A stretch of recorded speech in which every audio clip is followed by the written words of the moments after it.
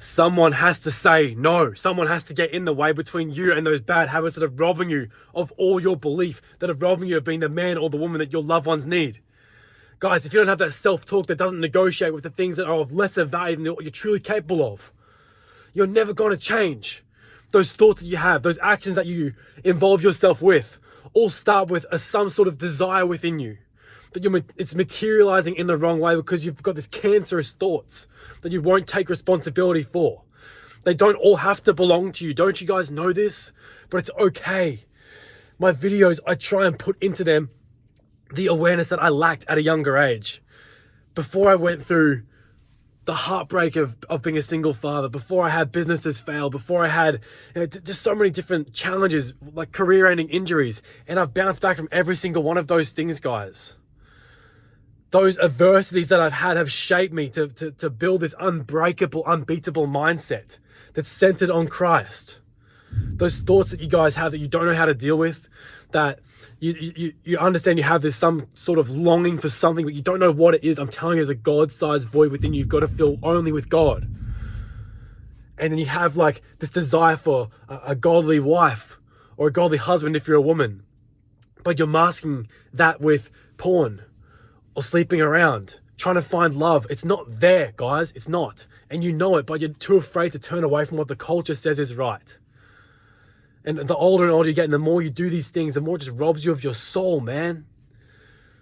Or you want to have a really great time with your friends, but you don't feel comfortable in your own skin, so you feel like you got to take alcohol or drugs. And all your friends are doing it. And so you're sitting there just doing what they do, and you also don't know that they feel like shit doing it. Until something awful happens that knocks you guys off that path. Does it have to get there? No, it doesn't. Sometimes it's going to take that in order for you to change. It took me going to having arguments and yelling at each other and, having that breakup in my past with my kid's mum in order for us to go our separate ways and start personally developing. When you think you have it all figured out, think you can just keep blowing off today's necessary changes to tomorrow, you live in this entitled mind state. This entitlement keeps you guys trapped and keeps you accumulating the debt of bad habits, bad thought patterns. You build these strongholds, guys. If you imagine a fortress, right? In the middle of that, let's say you've got this castle, right? The castle is your mind, and your soul, like your identity. And around that is like this big gate, I guess you could say, like a brick wall. And you build these, let's say they're the thoughts. Right at the middle is who you really are, the castle. Around this is all the thoughts you keep laying with bricks, and your actions keep piling them up until what you have guarding around it are these strongholds that have to be cast down.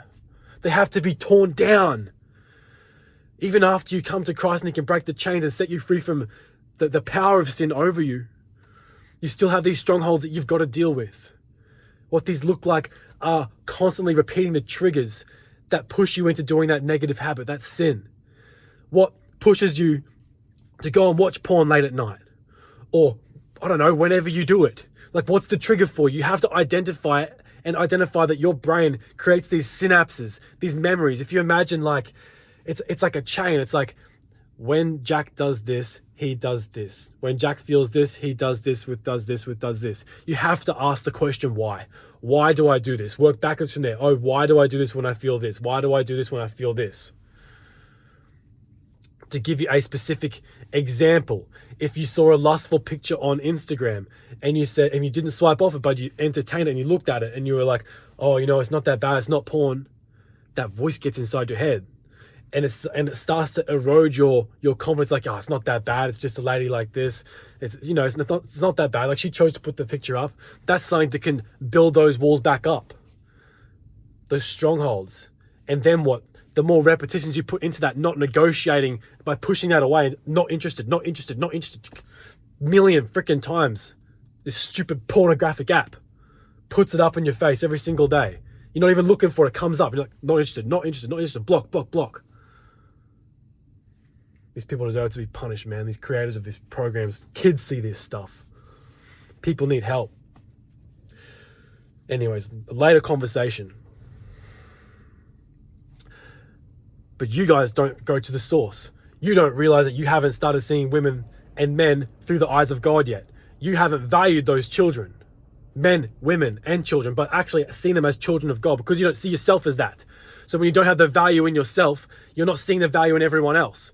When you're not seeing the filth of your sin and repenting for it, and then accepting the wonderful, amazing mercy and grace and love of God, you're not going to see that in everyone else. So you're going to judge them and be like, oh, it's fine, they're doing that, it's their choice, and you're condoning it because you're supporting it.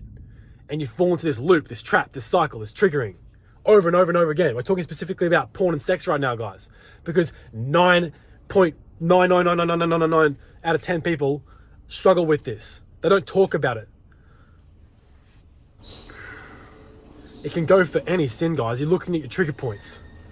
You have to figure out why. You have to do that journaling. You have to do that prayer and that reflection.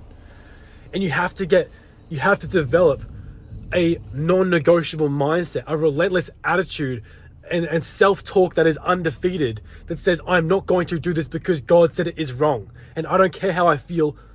To hell with my feelings. The heart is deceitful. That's written in the Bible. Trust the word for what it is. It's words. Read it. You have to put your trust in God. What He has said is true. And when you do that, you discard the culture. You discard your old life. You put to death your old self. You crucify your flesh. When you're born again, guys, you have the revelation that none of the stuff of the past has that value. It doesn't. It actually is destruction. It's a very wide path leading to hell. And a lot of people are okay with going there, but they don't know any better. It feels good, so it must be good. It's not the truth. If that was true, guys, wouldn't you guys keep indulging? But the reason why you're looking at personal development videos in the first place is because you know that some void is there, and you're trying to find what it is. You're trying to find it through discipline, or through success, or through some motivational quote, or through endless podcasts and like trying to find some hack. I'm telling you, there is no hack for the hard work that needs to be done. It is hard. I'm not going to lie to you, but we're empowered by the Spirit of Christ. The same power that raised Christ from the dead is alive in those who believe in Him. The exact same Spirit, the Holy Spirit. So you don't have to have this power over you. You just have to surrender to it. The power of sin over you, that's what I'm talking about, is gone. But you have to surrender to the power of God. You have to ask the questions, to reveal that the things where you're coming up short, and then change it. And then you replace your old self-talk of, this is too hard, I can't do it.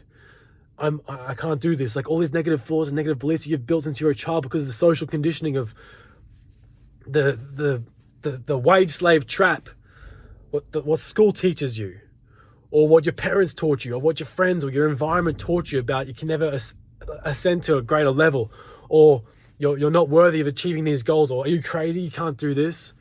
Projecting their limiting beliefs on you because they never sat in isolation. And it's sad because so many people are like, I believe that every person is good inside them. Somewhere there's good, but they've never seen it for themselves. And they've listened to the lies of the devil and just sown into evil, guys.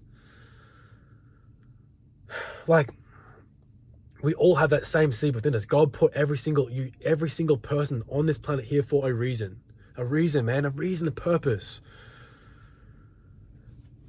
But what I've come to realize, guys, specifically in my path of being an entrepreneur and having reflection time, like having time to myself because I've bought my time back with money, or when I've not had money, I've kept myself on a daily progressive system of habits to get my ass up early so I can make sure I have that time of solitude to think, to ask these deep questions of life, which, guys, there's no excuse why you can't do it no matter what you're going through. You can have that time in isolation. If you have a phone, you could very easily turn this phone off right now and use the time, instead of watching my videos, to go into a journal and into prayer and be like, why am I here? What am I supposed to do? Where am I coming up short? How can I change? That's what I did, man. And the more you spend that time in reflection and find out what you hear and where you're coming up short, how you can change, what you're supposed to do, asking these questions in prayer, the more you can start to develop that confidence, knowing that you have some clarity and where you need to go. But if you're still living that life that's living in sin and living in compromise, having a lack of integrity because you say one thing but you do another, you're training your brain to keep those triggers and those strongholds up. You're training your brain not to believe that you are someone who does what they say they're going to do. Instead, you're teaching your brain to say, oh, when when I say I'm going to get in shape this time, when I say I'm going to eat the chicken breast and the extra lean beef mince and the salads, and I'm not going to eat the snacks, but every single time I go look in the fridge and I'm hungry and I'm on this diet and I'm thinking so much about food, because I'm feeling hunger, or God forbid you feel a little bit of hunger, snowflake, for one day,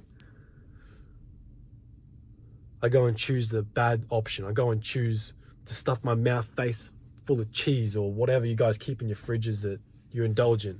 I indulge in cheese on one of my cuts, all right? I had no junk food.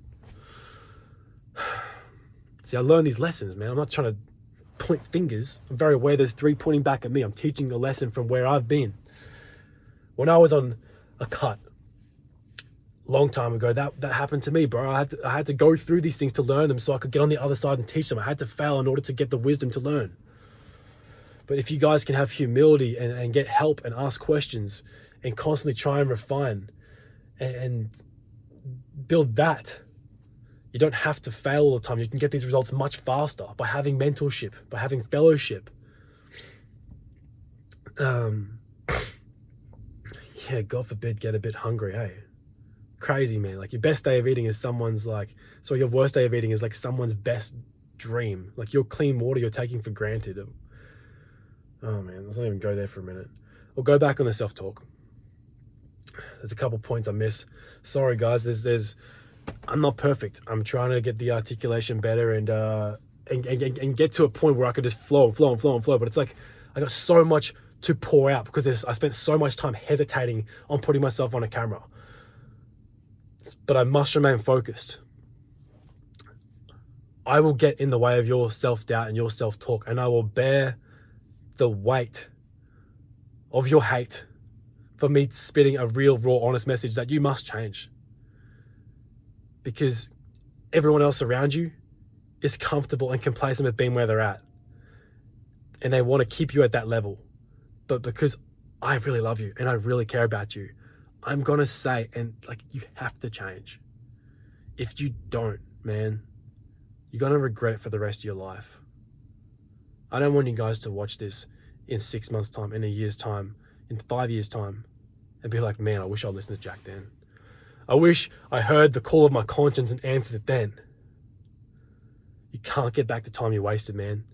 And if this message just says one thing to someone who is still stuck in watching porn or sleeping around, it's killing your soul, bro. It's killing your soul, woman of God. Stop compromising. It's not worth it. It's not. You guys are trying to fill these voids, man. It's not there. You're never going to find true lasting joy and happiness in these instant gratifications, guys. These temporary pleasures never provide a lifetime of fulfillment. They never do. Why you guys think so many people that go through like the worst of things end up doing a complete 180 and then talking about Christ? You're seeing a lot of it lately because people are just so fed up with this debauchery, this degeneracy in society, this promotion of ungodly values. There's a resurgence of Christianity. There's a resurgence of traditional values because people want what's the real raw truth, and they're finally, in this age of information, getting it revealed to them what the truth is. And it's powerful, man, because God saves the worst sinner. He saved me, bro. He saved me. He didn't come to die for the righteous, man. He came to die for the people who were lost. He leaves the 99 sheep to find the one who ran away. He's a good shepherd. Heaven rejoices for every sinner who repents. Come home, man. They're just calling you back. That prodigal son returns, you know. That self-talk, guys, will only get developed when you start saying no to the things that are not in line with God's way. with God's will for your life. But if you don't read the Bible, you don't get to know who God is, how can you possibly know what God wants you to do? We all have the sense of right and wrong within ourselves. Start listening to that. If it causes you regret, stop doing it. That's a pretty good guideline. It's not a God guideline, but it's a good guideline. If you're having these feelings of depression, anxiety, fear, realize they're tools for self-reflection of where you don't want to be. They're good feelings for you to understand that you need to change something.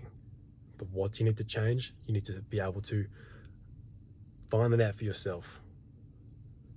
Put aside everything else that's distracting and sit by yourself. I know it can be uncomfortable. I know, but you have to retrain your mind.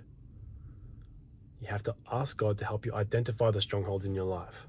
And then brick by brick, you take them down with positive action. You act your way into positive thinking.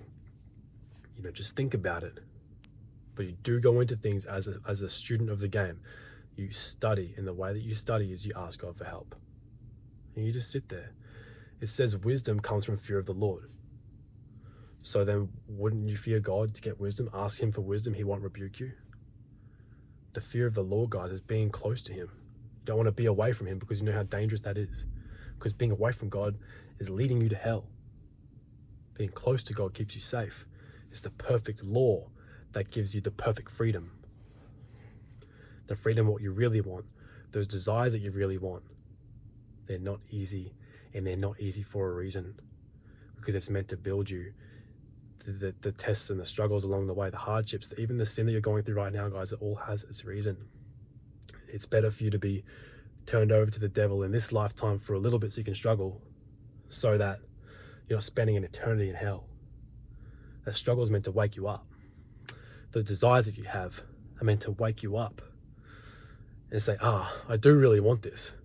As I'm going through a porn addiction years ago, you think I wanted to hurt women? No. Or, sorry, I'm not saying like I'm watching some messed up stuff, but I mean, like, I knew that it was wrong. I knew that someone on the other side of the camera was someone's daughter, but I couldn't break free of it. No matter how much I had that perspective of it's a real person on the other side of this. The chains weren't broken until I really saw it as God's daughter. It had the value and the fear of God and the value of what God's done for me. And that, it is someone's daughter, it's someone's son, and it's whack, bro. The deep desire was coming from a longing to have love in my life, but never been able to feel that. Had to see myself as a cup, a glass cup. And you imagine it's filled up with this dirty water, all the wrong thoughts, all the wrong beliefs. No matter how great I thought my beliefs were, my belief system was, it wasn't good enough. And in order for me to get that dirty water out, I had to push the pure water in. I had to fill myself back up. How? With God, man. And then God pushes out the dirty water and washes it clean through repentance and through obedience to the path that he's called me on. That's what set me free. That's my chains broken. That's a stronghold torn down. That's me spending lots of time reading the Bible, looking at sermons, going into different apps like Messenger X and learning about lust and learning about overcoming sexual temptation. There's a course called Killing Kryptonite in Messenger X. You guys got to go watch that if you're struggling with porn.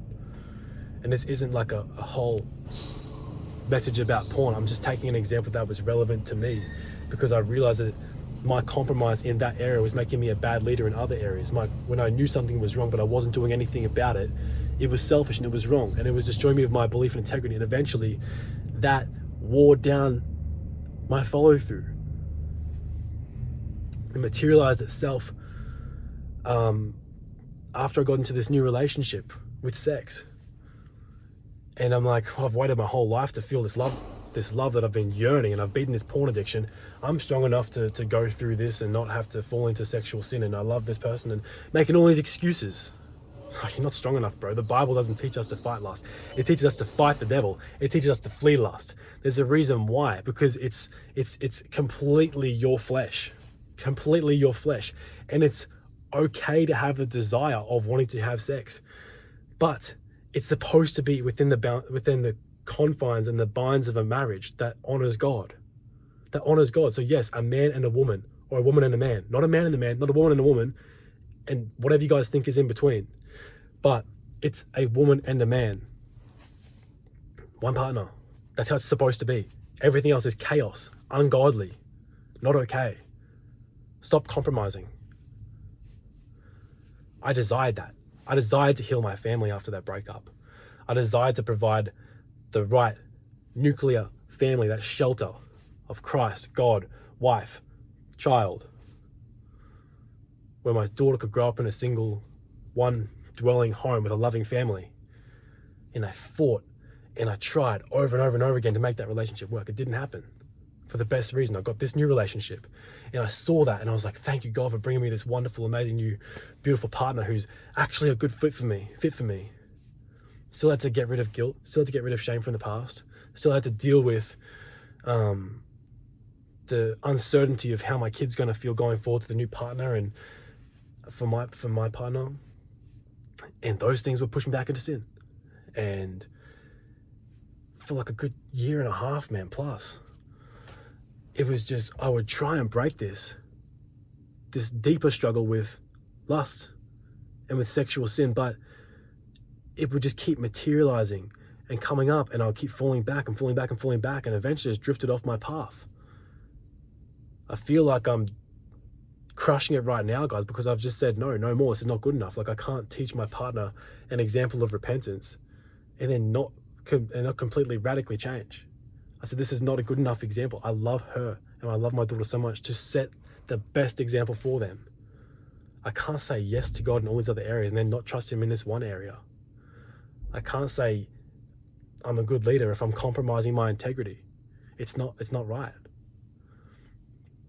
And so I say, guys, like, you've got to be brutally raw and brutally honest with where you're coming up short.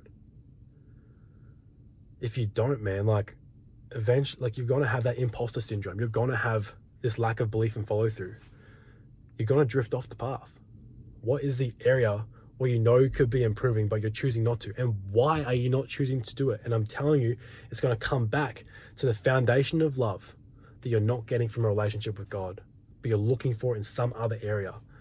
As long as you have God, man, you have everything you need. You have everything. You have everything. And that's the foundation that erodes those strongholds. You guys, there's a song called Christ is My Firm Foundation, or Firm Foundation.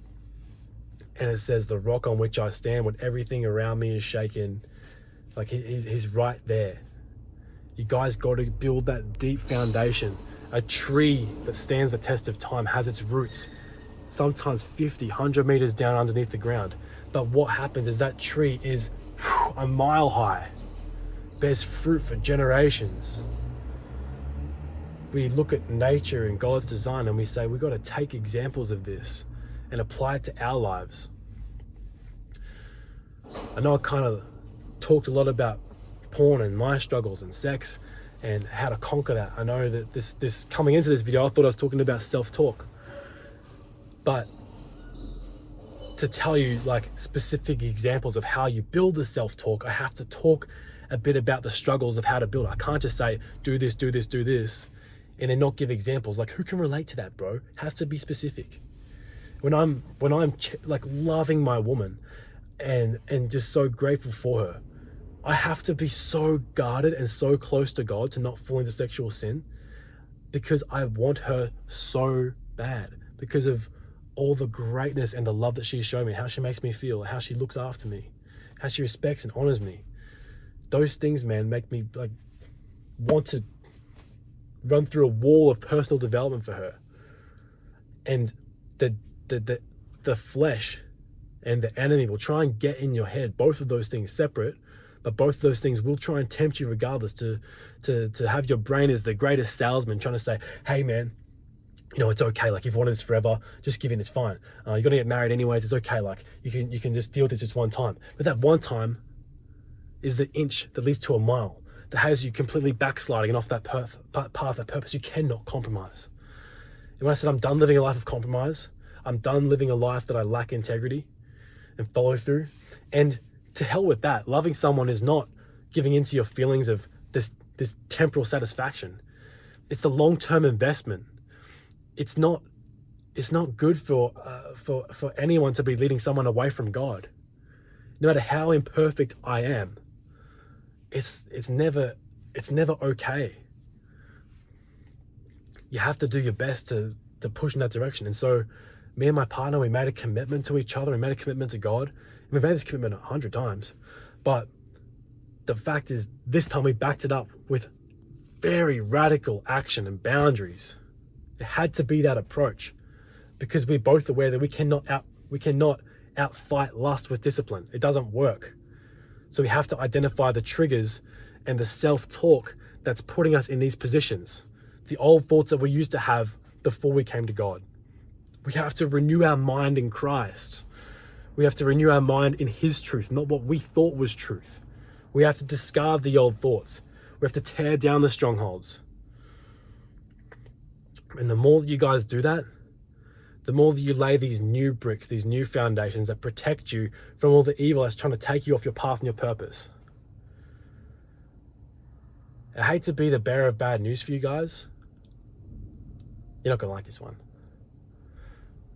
But that's the foundation. Being a man of God, being a woman of God, having these principles that you stick by, having these habits of traits, I should say, of integrity, perseverance, self-respect, fear of the Lord. That's foundational, man. That's the bare minimum. It's foundation. Everything great is built upon that. The reason why you guys don't have that, don't have those things you're desiring, or when you have them, they crumble down. Whether you go into a relationship and it just blows up, have a business, blows up. Well, what's your foundation? Is it your character and how God is molding that? Or are you just led by desires all the time and not willing to do the work that equips you to steward the desires in a godly way? Self-talk is built by following through on your word to yourself in a godly direction. A godly direction. That confidence, when you lay that first brick, I'm going to push past Pharaoh in the gym. I'm going to read the chapter of John today in the Bible. I'm going to say one prayer. I'm going to walk outside and put my phone down. And you do it. One brick. Next day, another brick. Next day, I'm going to put 3 bricks on, 5 bricks on. It feels so good, man. You don't know how to stop. It's just... And the more you focused on God throughout that journey and renew your mind in scripture of His promises over your life, the more you're going to have that self-talk that is not negative. You start talking to yourself positively, but you can't just lie to yourself in the mirror with these positive affirmations and whatever joke stuff people talk about. Like, say something that isn't true. You have to act your way through it. Yes, you set the goals. Yes, I say you should make a mission statement, which go watch my other videos where I say how to write a mission statement. A belief that you want to have, and you can believe that, then go. But we have to objectively also look at this and realize can't just like say these things but then not follow through on them. So you set the target, who you want to be, what that person looks like. Then you make the goals and the daily habits that are going to take you there. That's the affirmation you need, is receiving who you are by putting in the work to get it. And so when you can see it with belief before you start, believe you can do it, and you put one step forwards, one brick laid, that gives you back, oh, he does follow through. It was just this one time he follows through. And your brain starts automatically suggesting the next step. It's like, oh, okay, he is trying this. And it gets easier and easier, and the cogs start turning. The imagination comes back, the clarity comes back, the belief comes back, and you go back to when you were a kid and everything was possible. Didn't have these limiting beliefs from parents, society, everyone else who are like, oh, when I grow up, I want to be a trampoline jumper. I want to be a mountain bike rider. All these things that you loved, man. I've been very blessed to have so much struggle in my life. To have basically gone through a divorce at age 21. I wasn't married to the woman, but you know, when you have a kid involved, it feels like that. Obviously, there's a godly order of things, guys. I did it wrong. But God, in his mercy, has used that for my greatest testimony of giving me struggle and trusting me with struggle.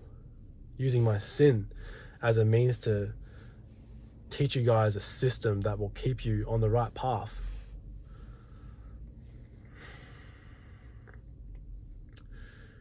Going back where I'm talking about where I had that adversity at such a young age and building the self-talk.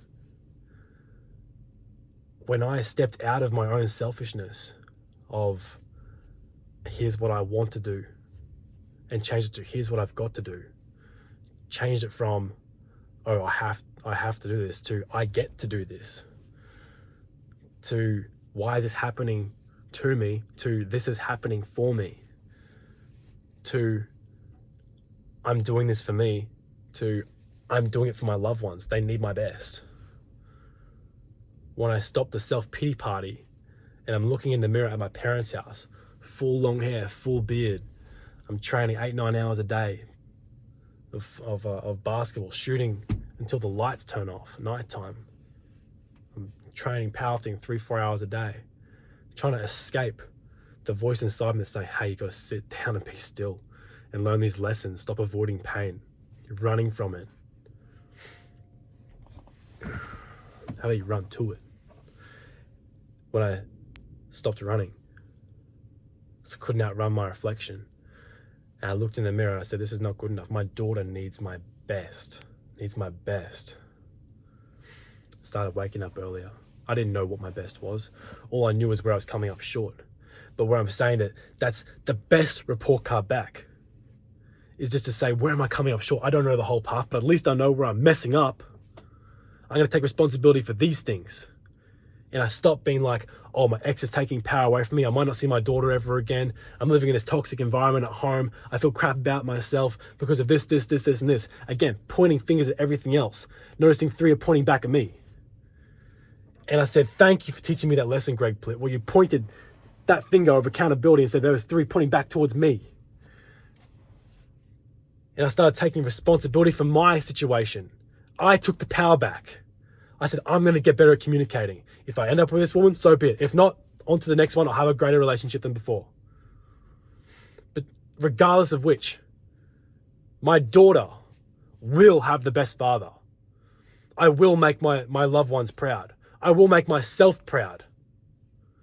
I will make sure I do everything in my power to become the best leader I can be. And whatever comes back as a result of that, so be it. That self-talk then materialized into an absolutely savage mindset. And guys, I thought I was a savage before this relationship had ended. I'm pushing myself in the gym for the sheer love of the game, wanting it to be hard. But then I get to the other side of this where life has just kicked my ass and I'm just getting through training, just trying to breathe, just trying to survive. And then I turn, excuse me, man. I turn this thing on its head and I say, I'm taking this power back. I'm going to use this pain and convert it into purpose. I'm going to help other fathers get through this. I'm going to help other families get through this pain.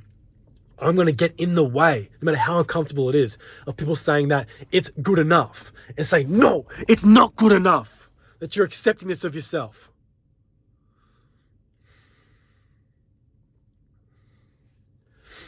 And I took that pain and instead of internalizing it, hating on myself for these negative habits, like going back and watching porn, like running to all the exercise to distract me from the pain, I didn't internalize it anymore. I weaponized it. I took it and I harnessed it. I wielded it. I said, thank you for giving me this struggle. It's going to build an unbreakable person. It's all the fuel I need.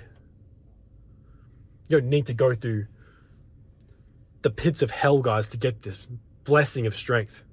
You can just thank God for where you're at and just make a change if you have the humility to do it. But for the people who want to trailblaze everything by themselves, who are too arrogant, too egotistical, who lack the humility, boy, I hope you get your ass handed to you so you can learn this lesson. I hope you're strong enough to get back up when it does inevitably come because you were too careless and selfish. To realize your family were counting on you, that you didn't do the work now. That's led to their pain later. You guys know the pain of being separated from your child? Imagine how your child feels being separated from you. You think I'm not going to put on 100% to everything to make that pain worthwhile? Tripping. Me caring about you guys gives me so much strength. Gives me so much belief. Knowing there's other people out here who are struggling with, it might not be a single parenthood, or it might not be sexual sin. It could be something else. I don't have no idea. But we can relate on a level of this is a struggle relative to what we've been through, relative to what our strength is. It's a struggle to overcome these things that are holding us back. Fill in the blanks of your situation. Take the lessons learned in adversity that I teach on my channel to say, hey man, I can do this. I can overcome this. I can change. That's the spark that gets you going, man. Figure it out. It doesn't have to be a perfect plan. Focus on being the perfect man. Focus on Christ, who is the perfect man. Let him reveal the flaws to you. Focus on him. Forget everything else. Turn the social media off. Put the books down. Turn the podcast off. You have all the information you need. Forget about it. Put it aside. Focus on that relationship. The self-talk will build the further you go. The further you go, man, that pain gets purposed into your life for some reason. Maybe it's helping up the next guy. Maybe it's just for your immediate family. Who knows? Who needs to know? It doesn't matter. What does matter is right here and right now. What are you going to do with it? The self-talk of a savage is, it's hard. Good. I want it to be hard. It's going to make me better. This hurts. Good. When I get through this hurt, I will be stronger. It didn't kill me. I'm still here. I'm still going. It will not stop me. I'm unstoppable. I can do all things through Christ who strengthens me. This does not scare me. I'm not afraid of this. I've been through pain before. And you go to this next adversity and you look back at what you overcame already with Christ watching over you, guiding you. Oh, I got through that one. All right, sweet. I got a new lesson. That means there's a new level up. How fast can I get through this? How right can I sit in God's presence and learn the lesson? How much more strength can I gain? How much more purpose can I gain? What are you trying to teach me about myself that I can bring into the next level? What needs to be refined in me? Give me more tests. Champions chase adversity because it gives us all the value. It helps us refine. Self-talk is yourself guiding you. If it's negative, that's a red flag, bro. It means you got to change something. If it's positive, be careful that you're not getting too prideful or arrogant, that you then drift away from God and start relying on your own strength again. You've got to sit still. You've got to feed yourself positive visual nutrition, not scrolling, not endless watching things. You've got to read the word. You've got to use your imagination of where you're going to go in your life and what it's going to look like, how it's going to feel. You've got to grab what you can't see and go. You have to extinguish the thoughts that try and knock you off by saying yes to your goals and focusing on the goals.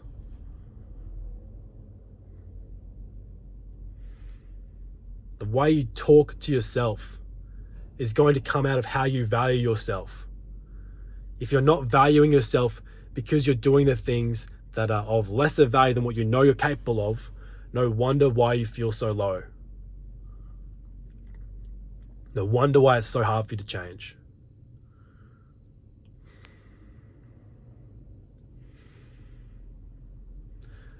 When you realize, guys, that sin is the enemy,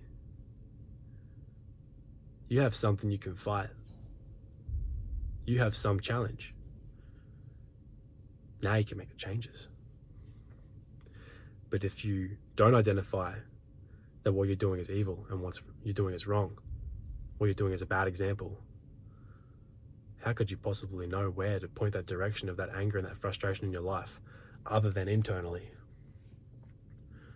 What woke me up is when I said I should stop trying to find love in all the places where I'm losing it and start giving it to myself. I didn't know how to give it to myself, apart from the gym and apart from looking after my nutrition. If only I knew right at the start that I could just turn to God and get the love from Him, I would have built that foundation in the gym much sooner. Would have been able to combine those paths of discipline and faith much sooner, and they work together, they mesh against each other, they build each other. Faith is discipline, discipline is faith. They're intertwined. You tear down strongholds with positive action. You build self-talks with positive action. What you see in the mirror tells you a lot about yourself. What you see in your eyes when you look. You know if you're giving 100%. You know if you've done everything you could possibly do. Why are you selling yourself so short? Why are you being lazy? Why are you not caring about the time you've been trusted with to use? Every single day, every single moment is a new moment. You don't have to wait till tomorrow to start again. I don't care if you sinned 5 minutes before this video. You can change right now. The power of God is alive. You can repent. You say, I'm sorry, please forgive me. Help me change. You can be that new person right now. I don't care how far back you've gone. I don't care how much you don't feel love about yourself. You can experience the love and the grace and the mercy of God right now. The righteous man falls 7 times and gets back up, but the wicked fall and they perish forever. Which one are you going to be? Where are you putting your faith? In your strength or in what God can do for you?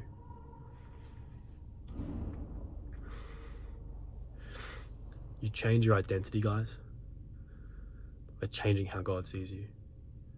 You change your identity through daily repetition of habits. The more you build that, the less you compromise. The less you compromise, the more belief and confidence you get. You can spark that belief and confidence with pushing past failure in the gym, with doing something you don't want to do. If you combine that with your faith, that's how you build that unbreakable self-talk and that unbreakable mindset that I always talk about. I got to go refine mine. It's leg day today. Time to build a mindset further. I'm excited, man. I'm excited. Because it never ends. It never ends. Confidence and belief is perishable. You use it or you lose it. If you don't constantly push, constantly try and improve, you go backwards. You start to settle. The dust comes back on. The gears start to become rusty. You don't think as clearly. There has to be a challenge in your life. And when you look at sin as a challenge, you fight that with everything you got, man. You fight all the negativity and depression and anxiety and fear in yourself.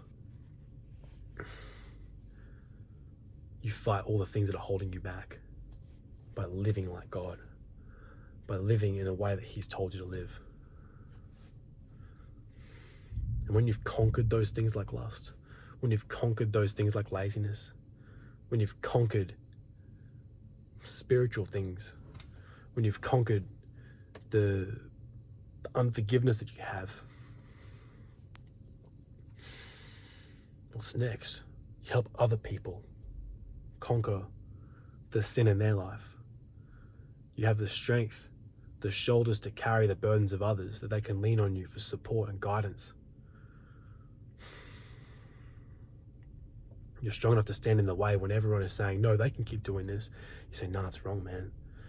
You're better than this. You can do more. I believe in you. You got this, man. I know it hurts to go through it because I've been through it. You can relate to them. Tell them, hey, man, I struggled with this too. But the power of Christ set me free. And look at my life as a testimony of that. I don't do this anymore. Look how great things are going, man. I feel so good about myself.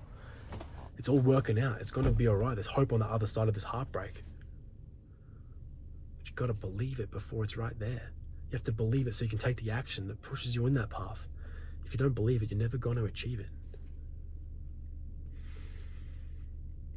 I hope the struggle never ends, man. It says in heaven there's going to be no suffering. I'm scared about that. Suffering's given me so much purpose.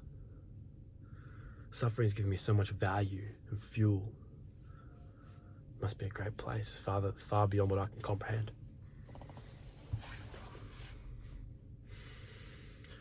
But if I rejoice in my sufferings, I find joy when things are hard and when things are difficult and solving other people's problems, breaking generational curses, breaking bloodline curses. I take joy in defeating suffering.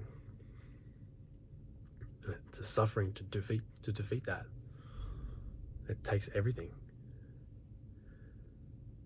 Kind of makes me think, how can there be no suffering in heaven if I derive joy from it? Joy in beating it. Joy in pushing myself when it's hard. You go do these squats and you don't know how you're going to do one more rep.